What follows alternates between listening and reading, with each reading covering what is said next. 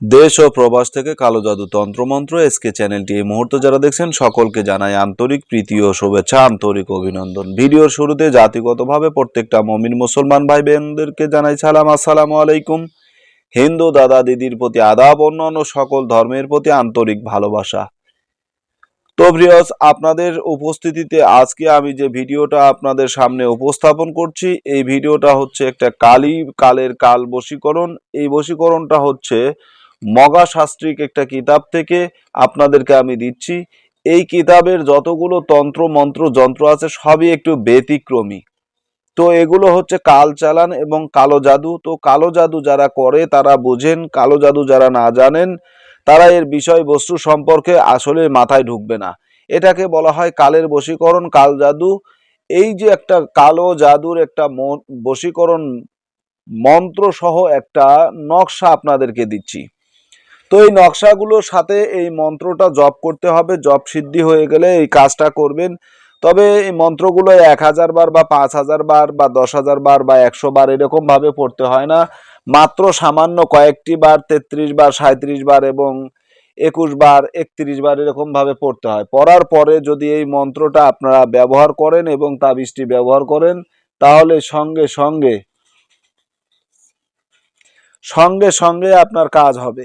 এটা 100%, কোনো প্রকার সন্দেহ নেই।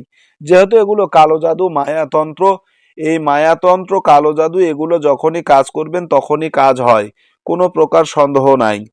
একটা কথা মনে রাখবেন, কালো জাদু মায়া জাদু এগুলো যখনই আপনারা করবেন তখন নিজেকে সতর্কিত হতে হবে এবং সতর্কতা অবলম্বন করতে হবে।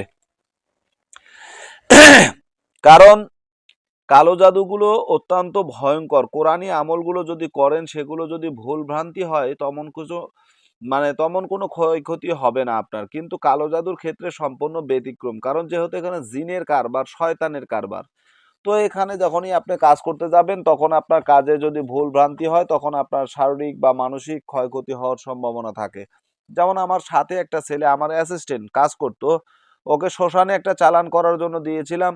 হঠাৎ করে ও মতিভ্রম হলো এবং মাথার সমস্যা দেখা দিল, মাথা খারাপ হয়ে গেছে। অনেক তকবির করার পরে সে ভালো হয়েছে, কিন্তু আমি ভালো করতে পারলাম আমার জানা আছে, কিন্তু আপনি তো জানেন না, আপনি কিভাবে ভালো করবেন বলেন? বিপদে পড়ে যাবেন।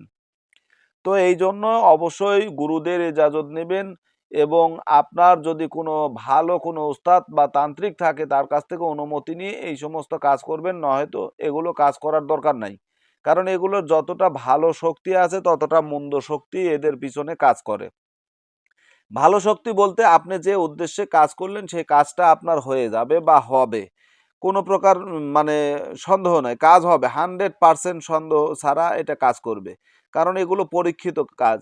আপনাকে দিলাম, আপনি কাজ করবেন, কাজ হবে, 100-তে 100 কাজ করবে। কিন্তু আপনি এর বিষয়বস্তু সম্পর্কে কিচ্ছুই জানেন না, আপনি যদি এটা দিয়ে কাজ করতে যান তাহলে কিভাবে কাজ হবে?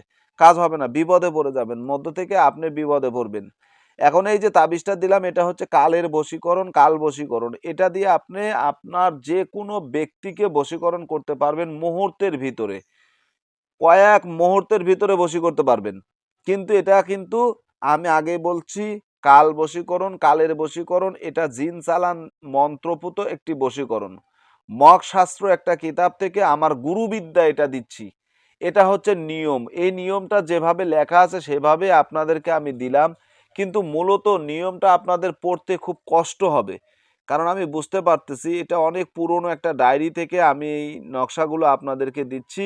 আমি নিয়মটা আপনাদের সুবিধার্থে বলে দিচ্ছি যাতে আপনাদের সমস্যা না হয়, ঠিক আছে? আপনাদের যাতে সমস্যা না হয় এই জন্য আমি নিয়মটা বলে দিচ্ছি। প্রথমত যে কাজটা আপনাকে করতে হবে, আপনাকে একটা এক রঙের সাদা মোরগ অথবা মুরগিকে সংগ্রহ করতে হবে। যদি আপনি কোনো নারীকে ভালোবাসেন তাহলে একটা মুরগির বাচ্চা, সাদা আকারের একটা মুরগির বাচ্চা নেবেন, ঠিক আছে? নেওয়ার পরে সেটা নিয়ে আপনি নদী বা পুষ্কুনির পাড়ে যাবেন। নদী হলে সবচাইতে বেটার, কাজ হবে 100-তে 100, কারণ নদীর স্রোত আছে, স্রোতালো জায়গায় এই কাজ করতে হয়। এখন যাওয়ার পরে ওই মুরগিটাকে শয়তান জিনের নামে আপনি জবাই করবেন। দেখেন এখানে কাজটা কেমন।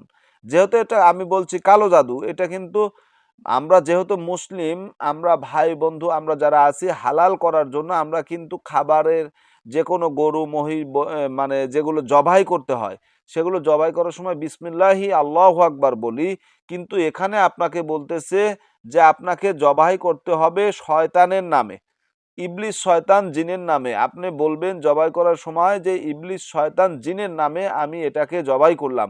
এরপরে তার নিচে একটা কলার পাতা ধরে রাখবেন, সেখান থেকে যে রক্ত প্রবাহিত হবে সেই রক্ত আলতার সঙ্গে মিশিয়ে এই তাবিজটি অঙ্কন করতে হবে। তিনটা তাবিজ অঙ্কন করবেন। একটা তাবিজ অঙ্কন করার পর প্রথম তাবিজটি আপনার হাতে ব্যবহার করবেন, দ্বিতীয় তাবিজটি আপনি নদীর পানির কিনারে পুঁতে দিবেন, তৃতীয় তাবিজটি আপনি মেয়ের চলাচল বা যাকে বশীকরণ করবেন তার চলাচলের রাস্তায় পুঁতে দিন। ঠিক আছে? যদি পুঁতে দিতে না পারেন কোনো গাছের সঙ্গে টাঙিয়ে দিবেন, কাজ হবে। এখন এই নিয়মে যদি আপনি কাজ করেন, বাকি থাকলো আপনার মুরগিটা কি করবেন, ধর কি করবেন, দেহ কি করবেন, এটা কি করবেন, এই একটা বিষয়। তো যখন আপনি মুরগিটা জবাই করলেন, জবাই করার পরে তার রক্তকে আপনি এখানে কাজ করলেন, রক্ত অন্য কোনো কালির সঙ্গে মিশ্রণ করে আলতা অথবা জাফরান কালির সঙ্গে মিশ্রণ করে আপনি তাবিজ লিখলেন। যে তাবিজটি আমি আপনাদেরকে ইতিপূর্বে দেখাইছি, মানুষের আকৃতিতে দুইটা তাবিজ ছিল। এই তাবিজ দুটোকে বুকের সঙ্গে বুক লাগিয়ে যদি আপনি ওই নদীর পাড়ে কিনারে, পানির কিনারে যেখানে পানির ঢেউ আসবে এবং নেমে যাবে, ঢেউ আসবে এবং নেমে যাবে, এই রকম একটা জায়গায় আপনাকে প্রায় 1 ফুটের মতো দোপা করে গর্ত করে এই তাবিজটি আপনি পুঁতে রেখে দিবেন। ঠিক আছে? এবং 3 ফোঁটা রক্ত কলার পাতা থেকে এই তাবিজের উপরে ফেলে দিবেন, দিয়ে তারপরে তাবিজের উপরে মাটি দিয়ে বাস বন্ধ করে দেন।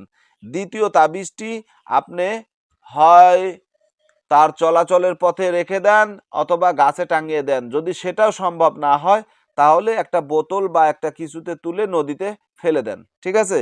আর প্রথম তাবিজটা অবশ্যই আপনার হাতে অথবা গলায় রাখবেন। এইভাবে যদি আপনি কাজ করেন 100% কাজ হবে। এখন বাকি থাকলো এই যে মুরগিটা কি করবেন। মুরগিটা অবশ্যই মুরগির ধরটা পুঁতে রাখবেন, ওই তাবিজের ওখানে পুঁতে রাখবেন। আর বিশেষ করে যে দেহটা এটা নদীতে ভাসিয়ে দিবেন। ঠিক আছে? ওই শয়তান জিনের নামে যে তোমাকে এটা খেতে দিলাম, তুমি এটা খেয়েও, এটার বিনিময়ে আমার কাজটা করে দিও। আর এই যে একটা মন্ত্র, এই মন্ত্রটা অবশ্যই তাবিজের উপরে 37 বার আপনাকে পড়তে হবে। এই মন্ত্রটা 37 বার পড়ে আপনি তাবিজে ফুঁক দিবেন, দেওয়ার পরে ওই তাবিজটি হাতে ব্যবহার করবেন, একটি তাবিজ নদীর কিনারায় পুঁতে রাখবেন, একটি তাবিজ আপনি হয় তার চলাচলের পথে পুঁতে দিবেন অথবা গাছে টাঙিয়ে দেবেন অথবা নদীতে ভাসিয়ে দিবেন। এই নিয়মে যদি কাজ করেন 24 থেকে 72 ঘন্টা উল্লেখিত এই কাজ হয়ে যাবে। ঠিক আছে? এই কাজ হয়ে যাবে। অং অং সিং আদি রোহানি গুল, যেহেতু লেখাগুলো আপনাদের ধরতে অনেকটা একটু কষ্ট হবে। ঠিক আছে? কারণ এই কিতাবগুলো অনেক পুরনো, তারপরে এটা ডায়েরি, কথা বুঝলেন, ডায়েরি। এখন আমি তারপরে আপনাদেরকে যতটুকু পারছি বোঝানোর চেষ্টা করছি, বাকিটা আপনারা দেখে নেবেন। ভালো থাকুন, সুস্থ থাকুন, আল্লাহ হাফেজ।